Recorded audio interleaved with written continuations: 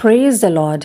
मसीह में मेरे प्यारे भाइयों और बहनों, प्रभु यीशु मसीह के नाम से रियल लिविंग टीम की तरफ से मैं आप सबका दिल से इस चैनल में स्वागत करती हूँ। साथ ही धन्यवाद भी करती हूँ और एक रिक्वेस्ट भी करती हूँ कि अगर अभी तक आपने चैनल को सब्सक्राइब नहीं किया है तो प्लीज़ चैनल को सब्सक्राइब कीजिए और आप इन्हें अपने फ्रेंड्स के साथ भी शेयर कीजिए। आइए आज का वचन देखते हैं। आज का वचन है इब्रानियों उसका 13 अध्याय और उसका 5 पद। तुम्हारा स्वभाव लोभ रहित हो और जो तुम्हारे पास है उसी पर संतोष करो, क्योंकि उसने आप ही कहा है, मैं तुझे कभी न छोड़ूंगा और न कभी तुझे त्यागूंगा। प्रियो, आगे बढ़ने से पहले मैं एक स्टोरी आप लोगों के साथ शेयर करना चाहती हूँ। एक राजा अपने महल में चक्कर लगा रहा था, राउंड लगा रहा था। वहाँ उसने देखा कि उसका एक सफाई कर्मचारी सफाई कर रहा है और बहुत ही आनंद में है। वो गुनगुना रहा है और बहुत खुश लग रहा है।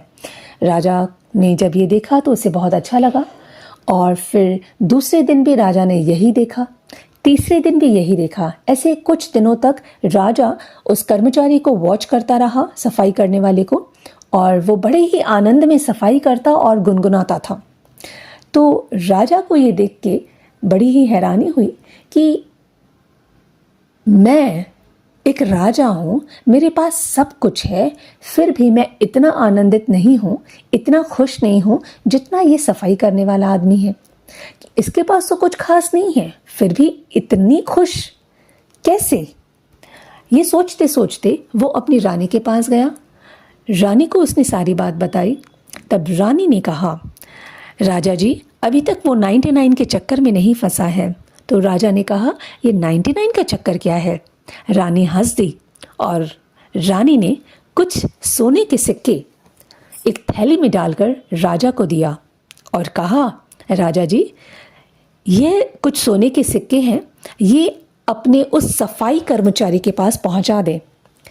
राजा ने सेम ऐसा ही किया। राजा ने अपने एक वर्कर के थ्रू, अपने एक आदमी के थ्रू उस सफाई कर्मचारी के घर में भेजा और कहा कि यह थैली राजा ने आपके लिए भिजवाई है। कर्मचारी ने वो थैली ले ली और अंदर गया अपने घर में, और फिर जब वो गिनने लगा, देखा उसने तो वहाँ सोने के सिक्के थे। जैसे ही सोने के सिक्के उस कर्मचारी ने देखा, वो खुशी से पागल हो गया कि राजा ने मेरे काम से खुश होकर सोने के सिक्के दिए हैं। और तुरंत उसने अपने घर का दरवाज़ा बंद किया और सोने के सिक्कों को गिनने लगा।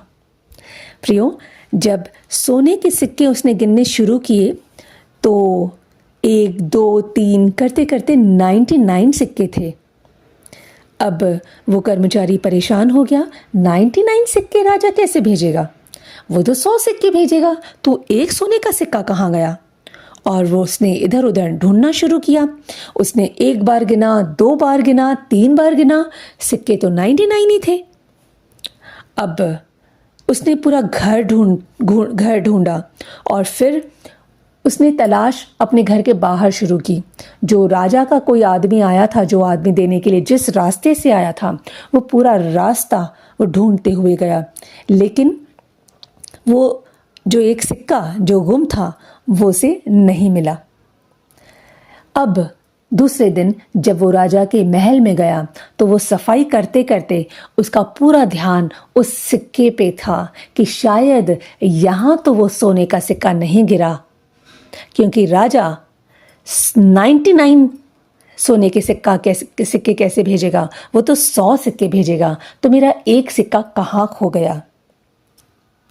अब वो सफाई करने वाला 1 दिन, 2 दिन, 3 दिन उसकी नज़रें सफाई करते हुए उस 100वें सिक्के को ही, उस एक सोने के सिक्के को ही तलाशती रहती थी।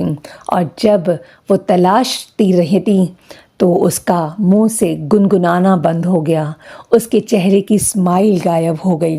और दोनों राजा रानी ने अपने महल में इसे ऑब्जर्व किया, इसे देखा कि अब वो आदमी जो सफाई करता है उसका गुनगुनाना बंद हो चुका है, उसके चेहरे की जो स्माइल थी वो गायब हो चुकी है।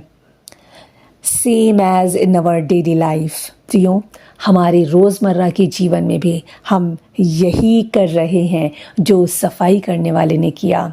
जो 99 सिक्के उसके पास थे, उसकी खुशी मनाने के बजाय वो उस एक सिक्के के पीछे जो था ही नहीं, उस एक सिक्के के पीछे अपनी खुशी को उसने वेस्ट कर दिया। प्रियो, लूका 3:14 में लिखा है, अपनी मजदूरी पर, अपने वेतन पर संतोष करो। और साथ ही पहले तिमुथियुस के 6 अध्याय के 6 से 8 पद में लिखा है, पर संतोष सहित भक्ति बड़ी कमाई है, क्योंकि न हम जगत में कुछ लाए हैं और न कुछ ले जा सकते हैं। और यदि हमारे पास खाने और पहनने को हो तो इन्हीं पर संतोष करना चाहिए। इसलिए प्रियो, जो आपके पास है उसी में सेटिस्फाई होना ज़रूरी है, उसी पे संतोष करना ज़रूरी है। नहीं तो वही होगा जो सफाई करने वाले के साथ हुआ। जो 99 सिक्के उसके पास थे उसमें खुश नहीं था, लेकिन जो नहीं था उसको तलाशने के चक्कर में वो अपनी आनंद को, अपनी खुशी को खो बैठा और फिर तनाव का सामना करना पड़ा। सबोपदेशक के 7 अध्याय के 16 पद में लिखा है, अपने को बहुत धर्मी न बना और न अपने को अधिक बुद्धिमान बना, तो क्यों अपने ही नाश का कारण हो। प्रियो, कई बार हमें ऐसा लगता है कि मैं ये भी कर सकता हूँ, मैं ये भी कर सकती हूँ, मुझे ये भी आता है, और फिर जब हम बहुत कुछ पकड़ने के चक्कर में कुछ करना चाहते हैं तो हम कुछ कर नहीं पाते, लेकिन हम उलझते जाते हैं और फिर उसका रिजल्ट ये होता है कि टेंशन और तनाव बहुत बढ़ जाता है। इसलिए प्रियो, वचन कहता है कि खुद को अधिक बुद्धिमान न बना। प्रियो, आज हमें अपनी सोच को बदलने की ज़रूरत है, स्मार्ट तरीके से सोचने की ज़रूरत है और काम भी स्मार्ट तरीके से करने की ज़रूरत है। उसके लिए प्रियो एक आसान तरीका है। आप करना चाहते हैं प्रियो, सिर्फ और सिर्फ परमेश्वर के साथ अपनी कनेक्टिविटी को बढ़ाना है। तभी हम इस जीवन में अपनी इस यात्रा को हम आसानी से पार कर सकते हैं। अगर हम इस ट्रैवलिंग को, इस यात्रा को अगर हम आसानी से पूरा करना चाहते हैं, पार करना चाहते हैं, तो सिर्फ और सिर्फ परमेश्वर ही है जो हमारे रास्तों को, हमारी इस यात्रा को आसान कर सकते हैं। हाँ प्रियो, आज जहाँ हैं, जो हैं, जैसे हैं, संतुष्ट रहना सीखना होगा।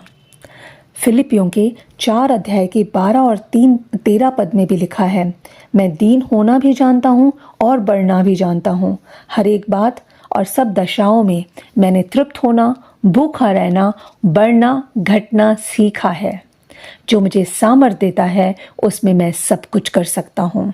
प्रियो, क्लियर लिखा है, जो मुझे सामर्थ देता है। सामर्थ देने वाला कौन? हमारा परमेश्वर। और ये तभी पॉसिबल है जब हम उसके साथ अपनी कनेक्टिविटी को बढ़ाएंगे और मजबूत एक संगति रखेंगे।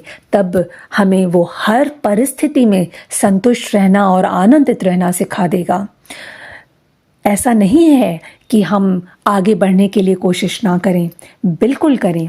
प्रियो, जब आपने एक बटरफ्लाई की, एक तितली की लाइफ साइकिल को देखा है, अगर आपने देखा होगा तो सबसे पहले एक एग होता है, अंडा, और उसके बाद कैटरपिलर बनता है ना। कैटरपिलर आपने देखा होगा, एक ग्रीन कलर की इल्ली रहती है, और फिर प्यूपा बनता है जिसको क्रिसलिस भी बोला जाता है, और उसके बाद वो बटरफ्लाई बनती है, लाइफ बटरफ्लाई यानी तितली बनती है। प्रियो, जब परमेश्वर एक इल्ली को तितली में बदल सकता है तो उस कार्य का इमेजिन करें, कल्पना करें जो वो आपके और मेरे जीवन में कर सकता है, जो वो आपके अंदर कर सकता है, मेरे अंदर कर सकता है। प्रियो, वो महान परमेश्वर है, वो सब कुछ करने के काबिल है और वो करता भी है। प्रियो, परमेश्वर खुद कहते हैं कि अपनी सीमाओं को बढ़ाओ, बड़े सपने देखो, तभी परमेश्वर कुछ आपके लिए करेंगे। आगे बढ़ने की कोशिश करते रहें, पर आज को और अपने आप को डिस्टर्ब ना करते हुए खुद को संतुष्ट रखें, आनंदित रखें और बढ़ने की कोशिश करें।